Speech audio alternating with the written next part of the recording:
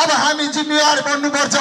यो कुमपुर गाविसको चुनावमा अब नेकपा एमालेलाई हराउन सक्ने कसैको ताकत छैन, किनभने अरू पार्टी भन्दा हाम्रो भोट माओवादी भन्दा 800 बढी छ, कांग्रेस भन्दा 600 बढी भोट ल्याएको छ।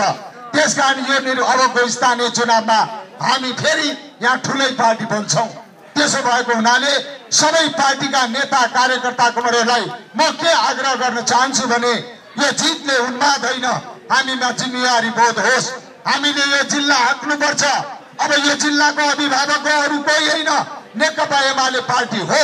त्यसकारण हामीले यो मुलुकको संविधान बनाउनुपर्छ र यो जिल्लाको विकास पनि गर्नुपर्छ। अब जहाँसम्म लाग्छ संविधान बनाउने कुराहरूमा अहिले एउटा संकेत देखिएको छ कि यो मुलुकमा हामीले नचाहँदै पनि फेरि त्यो नेपाली कांग्रेस जो बुढो गोरु भइसक्यो भनेर हामी भन्दैथ्यौं, त्यही बुढो गोरु घाँडो भनेर अगाडि तेर्स्यो। ठुलो पार्टी देखियो। अब के गर्नुहुन्छ? अब सँगै लिएर नगए हुँदैन।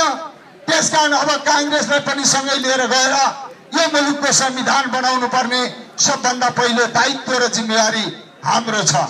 हामीले त्यो जिम्मेवारी पूरा गर्नुपर्छ। समयमै संविधान